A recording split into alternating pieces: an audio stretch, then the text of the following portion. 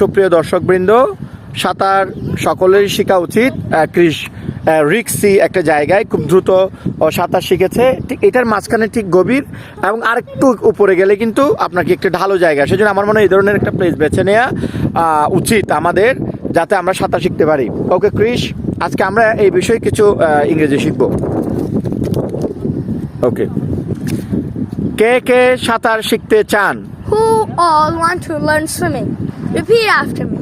Who all want to learn swimming? Who all want to learn swimming? তাহলে এই ধরনের একটি জায়গা বেছে নিন। Then take your place like this. Repeat after me. Then take your place like this. Then take your place like this. আমার সাথে jump দেন। Jump in with me. Repeat after me. Jump in with me. Jump in with me. Okay, now I'm going to jump in. Ready, steady, and go.